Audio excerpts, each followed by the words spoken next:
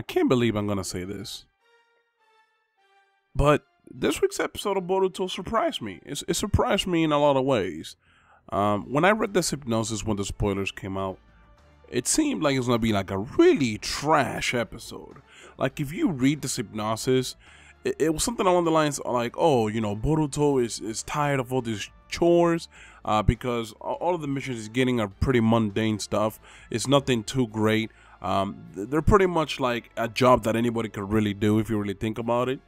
And this hypnosis was that somebody was gonna essentially get into a bank and barricade himself, but it turns out to be this disgruntled worker that got laid off unfairly.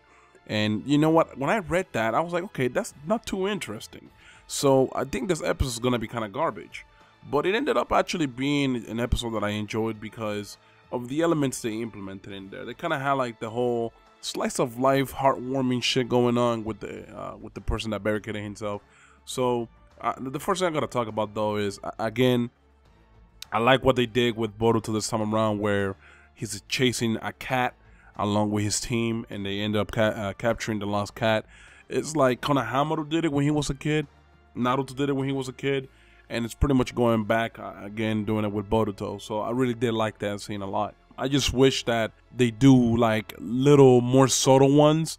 Like the one where they, for example, when Boruto did Sasuke's like Lion Barrage combo, whatever, that was kind of cool.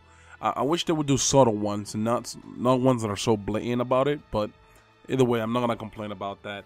Anyways, the main concept here is that Boruto is tired of the missions that he's being given, and he's so bored that he just can't handle the fact that he's been given all these missions, and this is basically what a ninja is.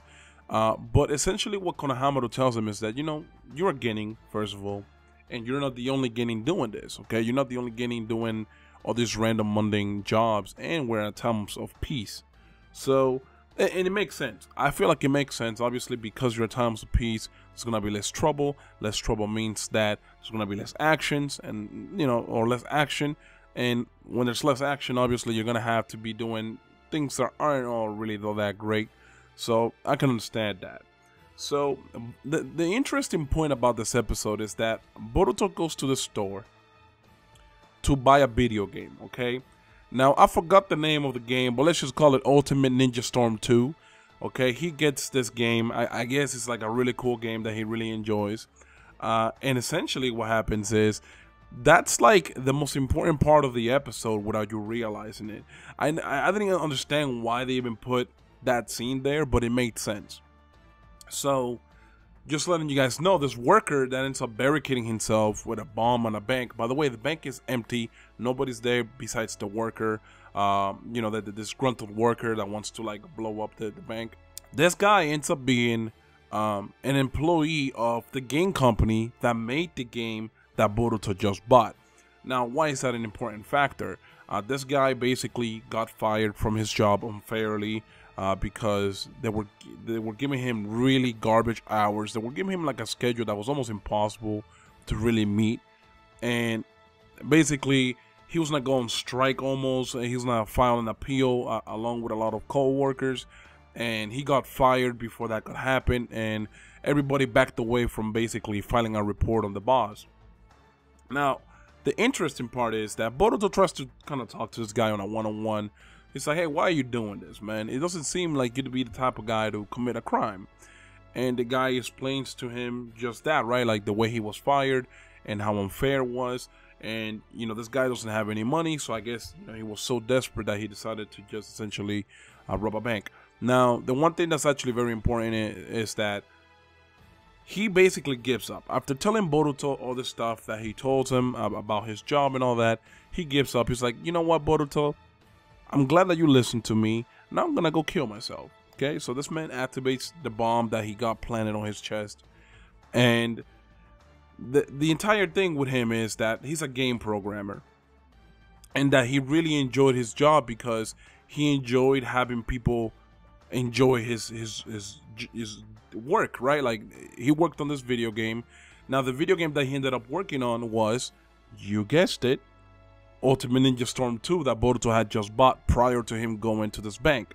So essentially when Boruto hears this, He's like, hey, listen, I bought the game. I'm a fan of what you do.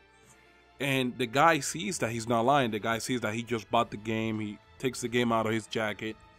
And that basically makes the guy regret activating the bomb. So Boruto uses lightning style to deactivate the bomb. The situation, no pun intended, diffuses itself, right? So we find out that this guy that was in the bank by himself with the explosives was just a decoy. He was a decoy because some other people were trying to essentially do something else while that was going on. They were trying to use him as a decoy. In reality, this guy was gonna kill himself by jumping in front of a train or something like that. And these people stopped him, told him that he should do this, that, and the third on the bank. And I guess that opened up an opportunity for these mysterious people to do what they're gonna do.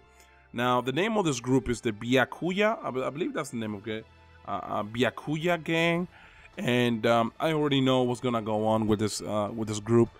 If you guys want to know, this group essentially steals from the rich to give to the poor. They're basically Robin Hoods. So I don't expect to be a big problem coming out of this. We are gonna be having a few episodes from this. It's not gonna be like a 1 or 2 episode thing. It's gonna go on for quite a few episodes. And when I say quite a few, I'm assuming at least 5 or 6.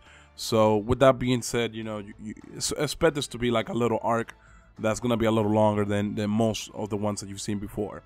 Now, I like the episode. I enjoy what it had to give to us this week. And I don't know, man, I felt bad for the guy. But what I really liked was how Boruto handled everything, okay? So the guy's not going to really get a big punishment, first of all. Because he was, I guess, doing all of this during duress. And the coolest thing about this episode was Boruto calling Denki. Because if you guys remember, Denki's like, it's the kid of like a super rich guy. So essentially Boruto called Denki to give this man that was in the bank barricaded a job, right? Because Boruto felt that it was so unfair the way he was fired, and that you know, it was best if this man could get a second opportunity, right? A second chance. I really liked that bit about the end of the episode. I feel like that gave me such a feeling of closure with the episode. And like I said, man, this episode wasn't even all that great. At least like on paper, it doesn't sound all that great, but it was very enjoyable for me. I know some of you guys are not gonna enjoy it. I know some of you guys are probably gonna hate on it, but I found it touching. You know, that's basically what I want to say. Like, there doesn't always need to be action. There doesn't always need to be some kind of conflict. Although it was kind of like a starting point to a conflict, I did like what they had to present here. Okay? Now, if you guys couldn't tell, I'm still a little sick. I apologize. But anyways, I hope you guys are enjoying the reviews. I really do hopefully want to improve a lot more. Give me feedback. Tell me what I'm doing right. Tell me what I'm doing wrong. Do you want me to put gameplay on the reviews like I'm always doing?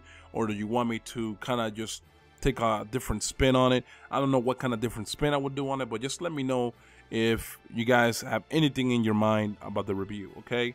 And let me know what you guys thought of the episode. Anyways, guys, I'm out. Peace.